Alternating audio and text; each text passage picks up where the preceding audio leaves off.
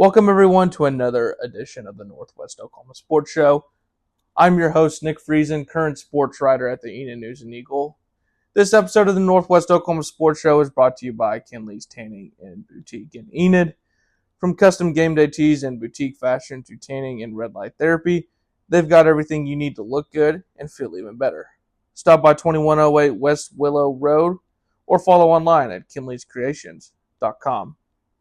Make sure you do what you usually do on Spotify and YouTube on the Northwest Oklahoma Sports Show. On YouTube, make sure you like, subscribe, and turn on that bell for notifications so you never miss a video or a podcast. And then on Spotify, make sure you're following the page Northwest Oklahoma Sports Show so you never miss a video or podcast on there as well. Alrighty, we have a fun show planned ahead for you, so let's get right into Northwest Oklahoma Sports. So for this first segment on this edition of the Northwest Oklahoma Sports Show, we're going to be talking about all the high school football games that happened for the teams in Northwest Oklahoma. We're going to start with the two games that I covered Friday. First one will be Enid and Stillwater. One of a fun night for the Plainsmen as Stillwater takes a 69-0 win over Enid on Friday. 3 takeaways. I wrote down Stillwater's Deacon Jones is really talented, but really their whole skill, their skill arsenals are talented. Deacon had 2 touchdowns. David Thomas had a receiving touchdown. Chandler Johnson had a receiving touchdown. Jaden Adams had 1 rushing touchdown and over 100 rushing yards on the ground. Their quarterback's Tank Tapatu.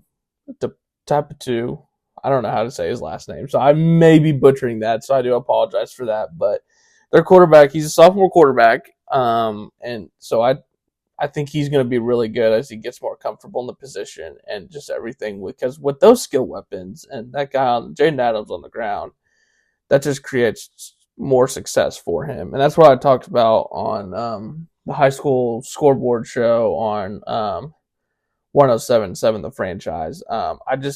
I like what they have at the skill positions. I like what they have for defensive line and everything. And that just creates more success for the sophomore quarterback in Stillwater and everything. I think they call him Tank out there, so I'm going to call him Tank for the rest of this time. So with Tank and everything, I mean, he controlled that offense pretty good. He finished with over 230 passing yards and 4 passing touchdowns. So, I mean, he knows where he can find success for him, and that's with Deacon Jones, that's with Chandler Johnson, David Thomas, Jaden Adams, and, those other 4 guys can create plays when they need to by themselves. And that's what makes this Stillwater team so special is they have a lot of guys that can create that big play moment and everything. They got Carl Albert next week. I told guys on the scoreboard show they need to establish a ground game against Carl Albert.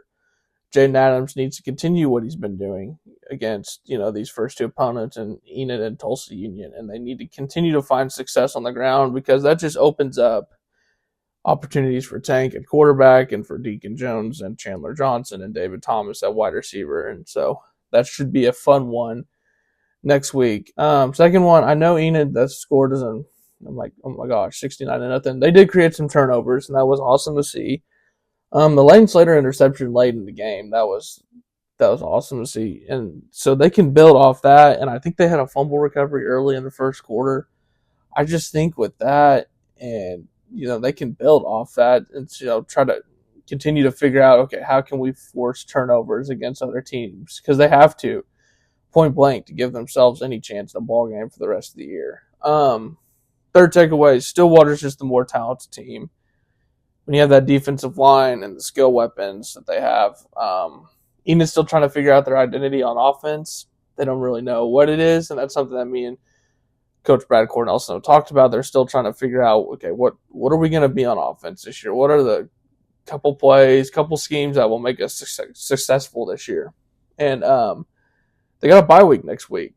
Perfect time to try and figure out, okay, what do we do good on offense? And then, kind of build off that into, figuring out what plays are, key for us and what plays are good for us that where it can lead our team to success and everything. So the bye week's coming up for the Enid Plainsmen. They will not play next Friday, but after that, they will welcome in Deer Creek on September 26th at D. Bruce Selby Stadium. So make sure y'all go out there for that. Another home game for the Enid Plainsmen.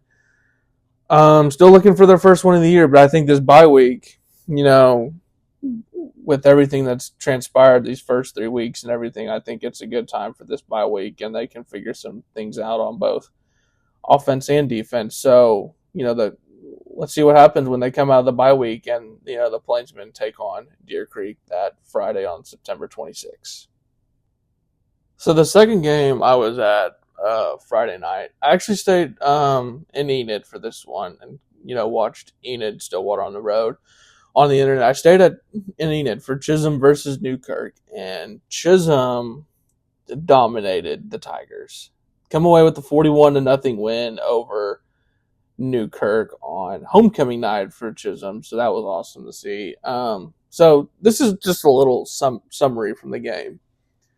And I kind of knew how this game was going to go after the first two Chisholm offensive drives. So Chisholm, in their first two offensive drives, they only run one play each in both of those drives. And I think Brandon Todd, caught the first one. I think it was like just a little creativity, like screen pass that he was just, as soon as they snapped it, he was already running basically, and he took it the distance for, I don't know, I think it was either a 50 or 60-yard touchdown. And then the second drive, they scored on the first play again with Connor Quintero finding Jay Sini for a touchdown and everything. So it was awesome to see for that. The first two plays, you're already up double digits, and that just kind of set the tone for the night. And that's something Coach Connor told me after the game. They were just trying to establish stuff early and get on them early so, they could create some more opportunities in the offensive passing game after that.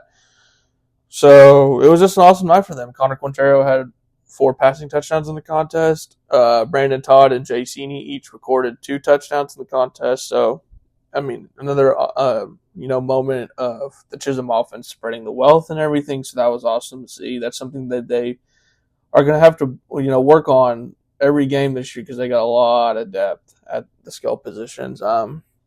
And you saw guys, whenever they didn't get their moments on offense, they created their opportunities on special teams or defense or anything. Jake Anderson had an interception in the game. Blake Thompson had a punt return for a touchdown.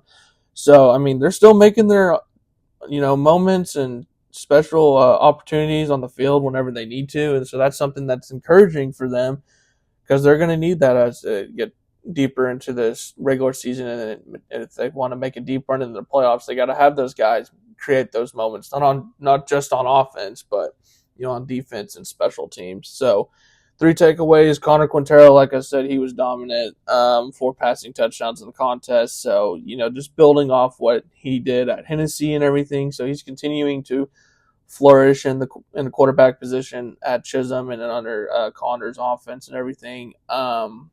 Second takeaway, we did have some history on Friday night, as Brandon Todd now holds the record for the most receiving touchdowns and the most receiving yards for a career in Chisholm High School history. So congratulations to Brandon Todd. I've gotten a chance to watch him the past 2 seasons, and he definitely deserves that. And he works his butt off whenever he's either running a route, blocking, going downfield for a pass. He's awesome to watch, and he deserves all, the praise and everything because, effort and hard work go get you a long way for not just in the season, but if you want to take your talents to the next level. Coaches do see that. And, along with his talent and athletic ability, he's going to go take his talents to the next level for sure.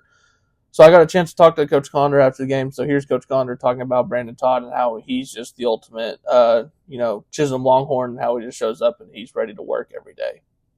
Yeah, I think it only stands to reason that he's what, Longhorn football needs to be about. Mm-hmm. Shows up every day, works hard, does it the right way, doesn't really say much, and just, takes coaching really well and wants to get better each and every day and is a really good teammate.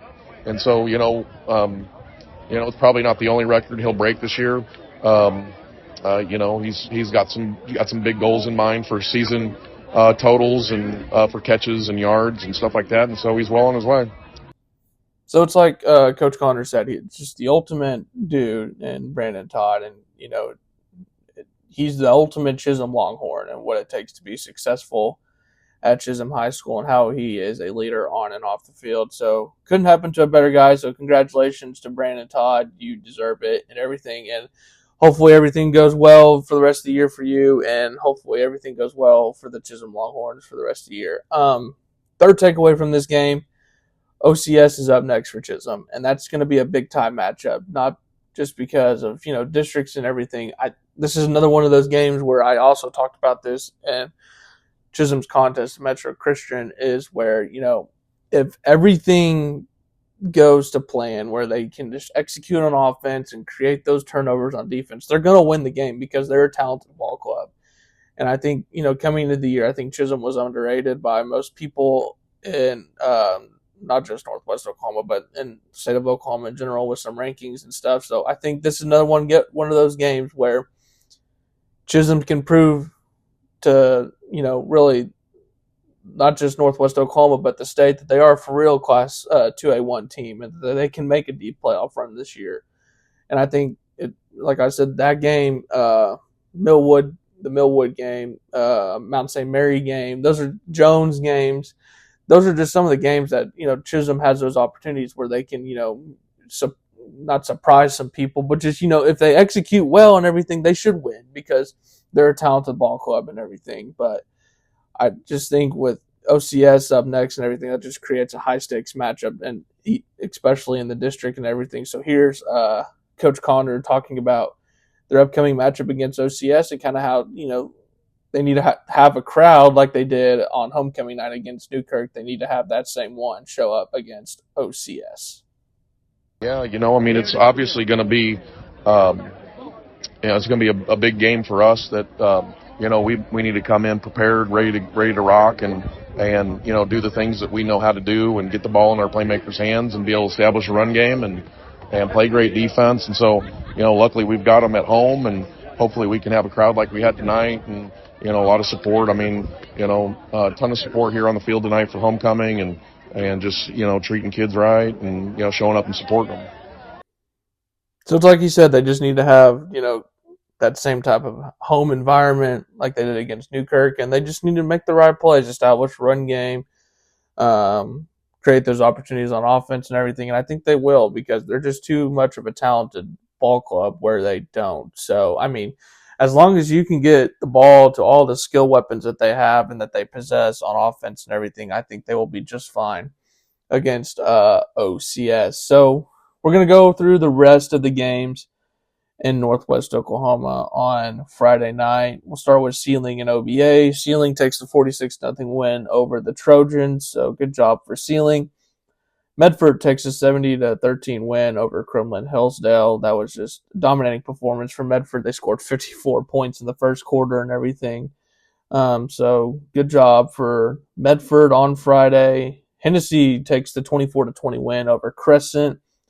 This is another one of these games where I have circled on the calendar for Friday night. I had this one circled, Pioneer and Timberlake. I just thought coming into that matchup after what Pioneer had done the first 2 weeks of the season and what Timberlake had done the first 2 weeks of the season, I just thought if Pioneer can get their run game going and they can just get one or two stops on defense, they were going to win the contest. And that's exactly what they did. Pioneer took the 30-24 win over Timberlake on Friday. 295 yards rushing against Timberlake on Friday, so that was just awesome to see. And right here, this is what they've been doing all season long.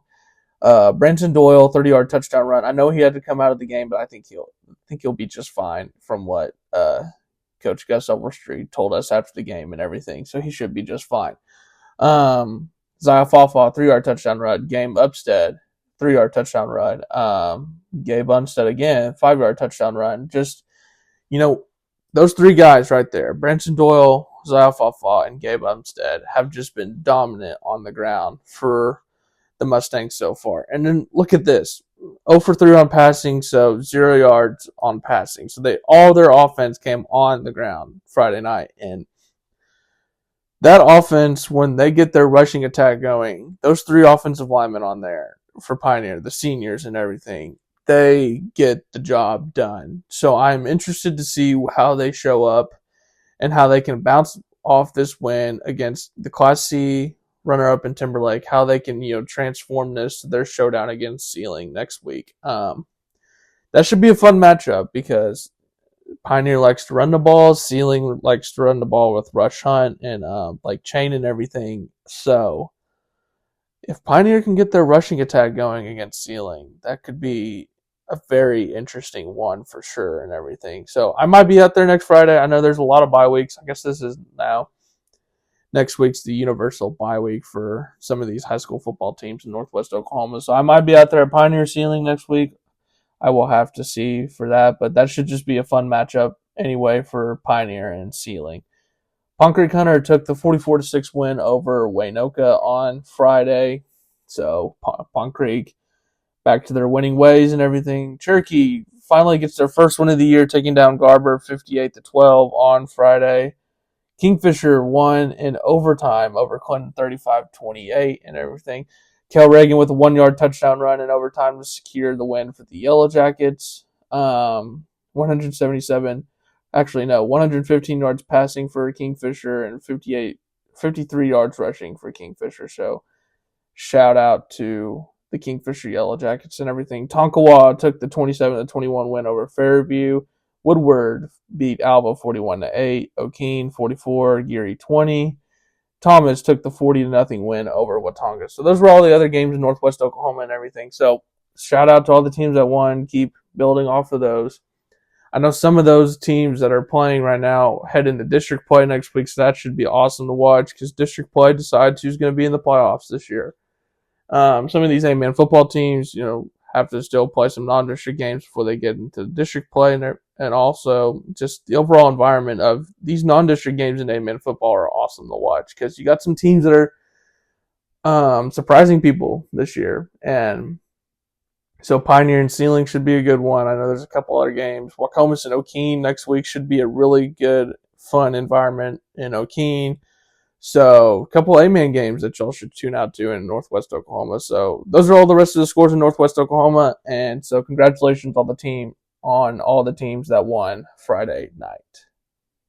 So now we're going to talk about the OU Temple game on Saturday, and OU just steamrolled past the Owls, which was kind of crazy that they played in Lincoln Financial Field because I saw the attendance for that game. I think it's just under 25,000. So when they were talking about high school environment, they weren't lying. But OU took 42-3 win over Temple on Saturday.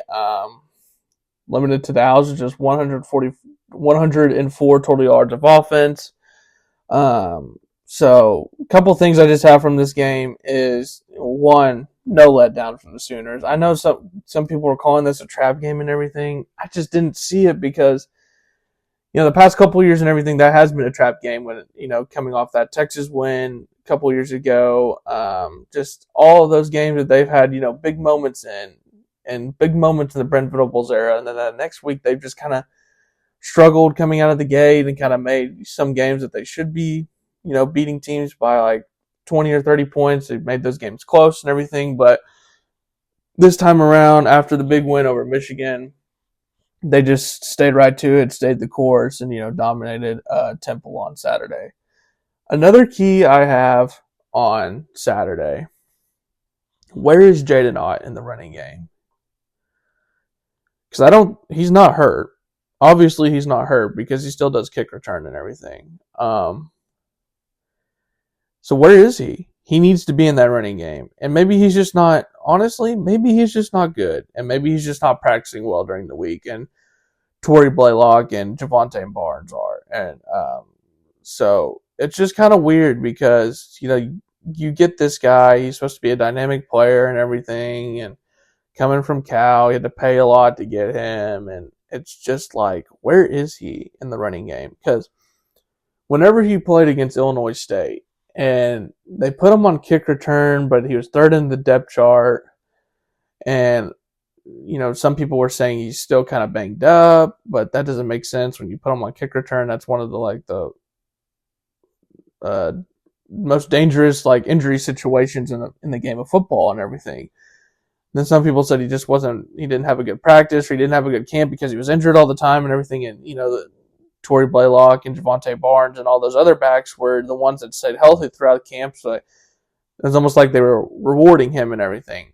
Get to the Michigan game, still doesn't play, which is fine. They still won. So, I mean, people were just like, okay, whatever. We got through that game. That was a big emotional win for them and everything. You get the tempo and he still doesn't play. And it's just kind of weird because you get this guy from the portal and you're just not using him.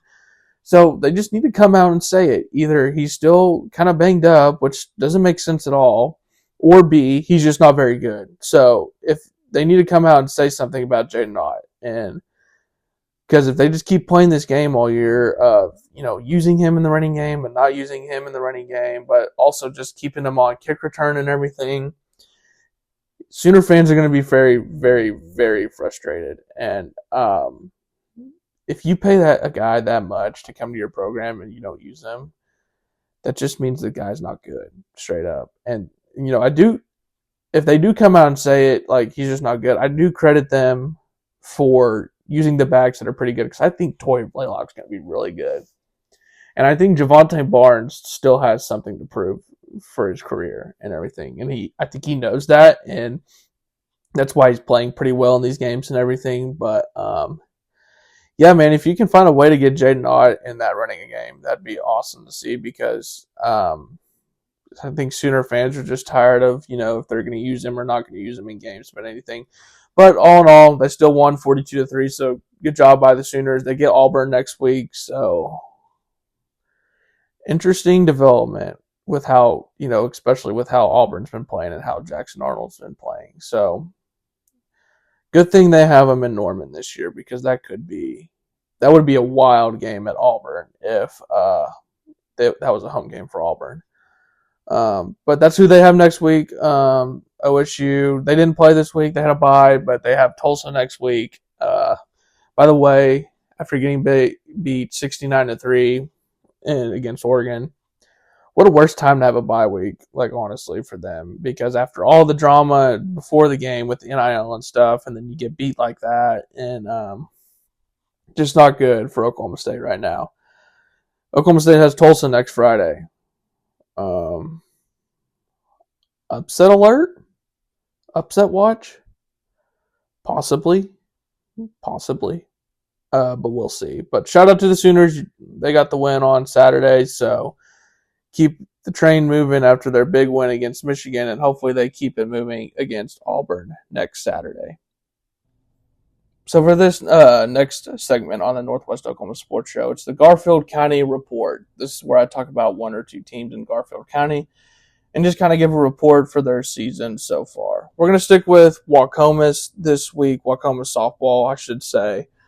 So far on the year, Waukomis is 19-7 on the year. They're currently on a 7-game winning streak in the regular season. I want to stick to Waukomis pitcher Rye Bollman for this segment. So Rye Bollman pitches on Monday, their first game of the week.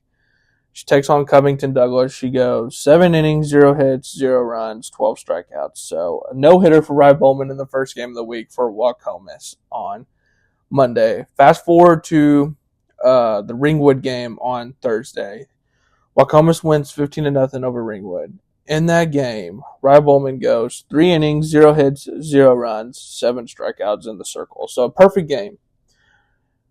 I'm just going to come out and say she's our female athlete of the week for the Indian News and Eagle. A perfect game and a no-hitter is awesome to see for a Waukomis pitcher, for Rye Bollman and everything, because that's an incredible feat to accomplish, not only in a season, but just really in 1 week alone is awesome to see. So shout out Rye Bollman. She'll be our female athlete of the week. We got a couple good players for male athlete of the week, so we shall see with that. But Rye Bollman will be the female athlete of the week at the Enid News and Eagle. Waukomis is heating up at the right time. Like I said, they're 19-7, 7-game winning streak. But district pairings just came out for softball this week, so make sure you go check out OSSAA.com. Click on the tab Fast Pitch Softball. I think it's sports and then Fast Pitch Softball. So click on that, and then you'll find all the district pairings for the small school softball teams in the state. And then if you're in Northwest Oklahoma, make sure you go check out some of those games, because those games, once it gets to postseason softball, which is already crazy to believe that we're already here and everything, but those postseason softball games are the intensity is at an all-time high for those games, especially in these small school games, and then obviously with Enid softball, they're in Class 6A. So in Class 6A, once you get to the postseason, every game's going to be tough, and so make sure you go tune into those games, go out and watch some of those postseason softball games whenever they do happen. But yeah, shout out Waukomis this week. Shout out to them so far this year. They've been dominating most of the season, and especially this part of the season with the 7-game winning streak. So shout out to them, and then shout out to Rye Bollman for that dominant week in the circle and that dominant week for the Lady Chiefs. So now we turn to the rant of the week. This is a topic I pick in sports, not necessarily Northwest Oklahoma, and I rant about the topic and I give my take on the topic. So I didn't really have one until late Saturday night. Sorry about that. Brian Kelly, why are you going off on this reporter for LSU? And for those who have not seen the video or everything, please go tune into it, because it's quite hilarious, actually. Just how dumb it is, honestly, on Brian Kelly's part. And really, some of that can kind of go to the reporter as well, because he kind of did, keep it going at the end with kind of getting his, voice up there and everything about how they can't. Well, a lot of people want to know why they can't run the ball. And so he kind of said that in like a tone where he was kind of getting mad at Brian Kelly. So then Brian Kelly was like, okay, well, I can get mad at you now. But there was like a part in the segment where Brian Kelly just goes, this team has just won an SEC win, and all y'all care about is what went wrong. So that's where I'm going to stay right here. So, as a job for us reporters and everything, we do report on the game, and we do talk about the game. We also want to know what is going wrong with your team. Hence, some of the people on the OU beat or anything just wondering what with Jay Knott and everything, and just kind of they still talk about what goes wrong in those games and everything. I know that game was a big and emotional win for them over Michigan, last week, but they still talked about some of the things that went wrong for them. And so that's a job for us as reporters as well. And I don't like how Brian Kelly just got all mad and everything. Now, I do not like, it's like what the guy that asked the question said on Twitter. He might have just not liked it at that point because it was literally the first question out of the gate in that post-game presser.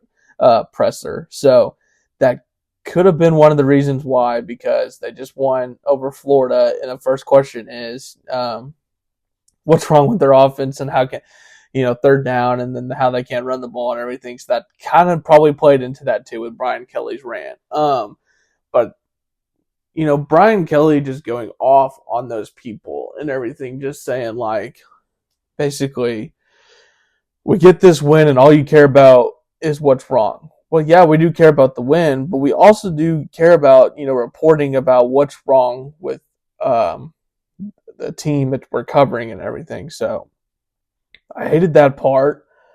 I just hated the overall rant from Brian Kelly, because it's freaking crazy, honestly, that he would just go off like that. Now, like I said, it probably played into it with the fact that was the first question out of the gate in that presser. So that probably doesn't help too when that's literally the first question. But yeah, I didn't like that at all, because I don't like Brian Kelly anyway, personally. But just as, watching him go about his business and everything, and he's had a couple moments with that, with the post-game pressers and everything. But that happens, and then you flip side to what, OU's defense, they give up 3 points, and they only give up 150 total yards of offense against Temple. But one thing that Brent Venables was critical about after the game is they haven't forced a turnover in these first couple games of the season, and so he's mad about that, and rightfully so.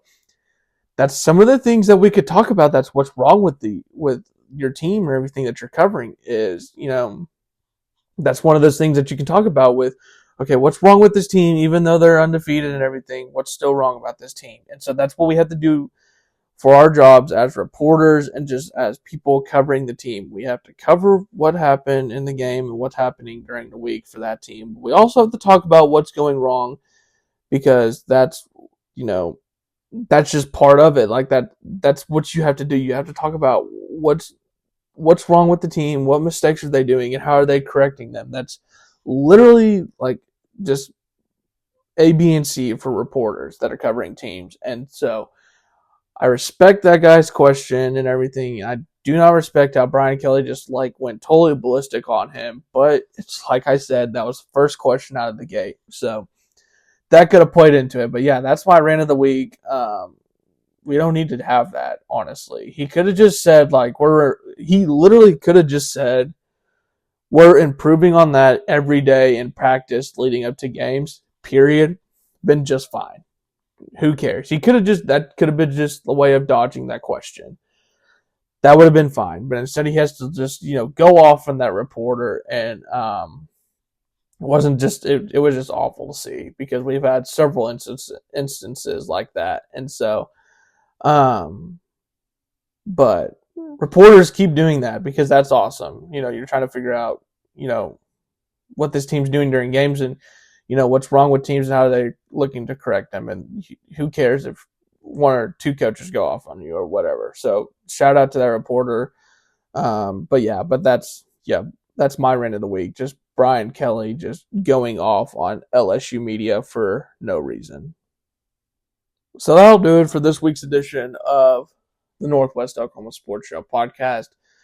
Keep doing what you do on YouTube and Spotify. On YouTube, like, comment, subscribe, turn on that bell for notifications so you never miss a video and everything. And then on Spotify, make sure you're following the Northwest Oklahoma Sports Show page so you don't miss any video on there for the Northwest Oklahoma Sports Show.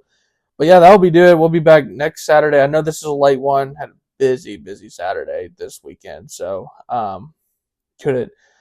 really didn't have time to record a podcast, because I got back late Friday night and just early Saturday morning, really. And then Saturday I had to be up super early for, just a couple things and everything. But make sure you tune back in. I'll be back on a regular schedule next Saturday at 9 a.m. So make sure you tune in for that next week's edition of the Northwest Oklahoma Sports Show. But until next time, keep doing what you're doing, Northwest Oklahoma sports fans. Go out and show your support for Northwest Oklahoma sports teams.